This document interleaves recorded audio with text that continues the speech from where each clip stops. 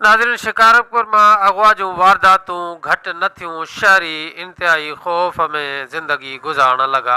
अव्हांखे ॿुधाईंदा हलूं त हफ़्तो पहिरियां शिकारपुर वेझो रुस्तम थाणे जे हद में रुस्तम थाणे भरिसां ई ॻोठ थाइरियो वासी 65 साला मुगवी मोहम्मद पनाह मर अञा बाज़ियाब न थी सघियो आहे। पीरसन खे बर्फ़ जे कारखाने तां राति जो 2 बजे धारे भित भञी धाड़े लाइ अगवा करे विया हुआ।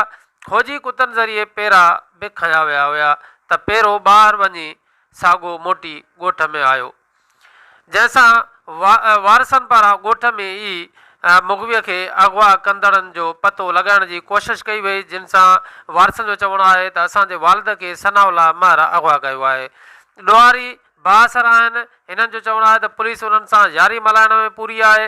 कामरान मर, रिज़वान अहमद, एहसान अली, फरमान, इमरान मर ऐं ॿियनि जो सख़्तु एहतजाज थियो आहे। एहतजाज में उन्हनि SSP शिकारपुर, IG सिंध ऐं ॿियनि वस वारनि खां इंसाफ़ जी घुर कई आहे। ये तो 5 ॾींहं पहिरियां मुंहिंजो वालिद साहब बर्फ़ कारखाने ते चौकीदार हुयो 25 सालनि खां। वो 18 तारीख़ ते सूमर राति बर्फ़ कारखाने तां अगवा थी वियो आहे। उन बावजूद भी पुलिस काई कार्रवाई न कई। असां पुलिस SSP शिकारपुर सां मिलिया आहियूं, DSP सां, ऐं जेको आहे हिकु माण्हू गिरफ़्तार भी थियो आहे। उन खां पुलिस अञा ताईं तशवीश न कई। उन ई थाणे में रखी करे दावत कई पई वञे। असां IG सिंध के अर्ज़ु था कयूं त जल्द खां जल्द असांजे बाबे के बाज़ियाब कराया वञे। वो बीमार रहे तो 65 साल उन जी उमिरि आहे। मुंहिंजे वालिद साहब मोहम्मद पनाह जल्द खां जल्द आज़ाद कराया वञो। असां ज़िले शिकारपुर थाणे रुस्तम थाणे जी हद में हिकु वाक़ियो बर्फ़ कारखाने ते सूमर राति तक़रीबन राति जो 12 खां पोइ ही वाक़ियो थियो आहे, जंहिंमें मुंहिंजो वालिद साहब अगवा थी वियो आहे। पर उन बावजूद भी असांखे काई इंफॉर्मेशन ऐं असांखे काई अहिड़ी उम्मीद न आहे मिली त बाबो जल्द खां जल्द आज़ाद थी वञे।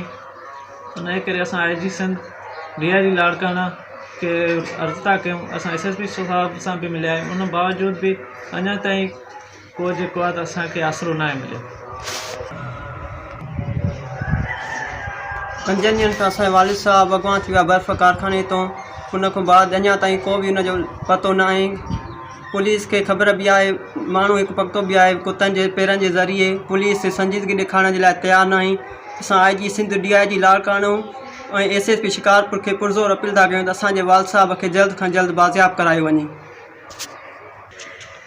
5 ॾींहं अॻु मुंहिंजो पीउ कारखाने तो अगवा थी वियो आहे। खाट हणी करे मुंहिंजे पीउ खे अगवा कयनि। उन जी उमिरि आहे 65 साल। ब्लड प्रेशर जो मरीज़ आहे। कुतनि पेर खयां। DSP खानापुर आयो, एशो चक्का वारो आयो, रुस्तम वारो आयो, पेरा खणाया तो सनाउल्लाह मर जे उतां कम पिया आहिनि। उन पुलिस गिरफ़्तार कयो आहे। हिन महिल ताईं असांजे पीउ खे बाज़ियाब पुलिस न करायो आहे। असां DIG लाड़काने खे अपील था कयूं SSP शिकारपुर खे त असांजो पीउ आज़ादु करायो वञे।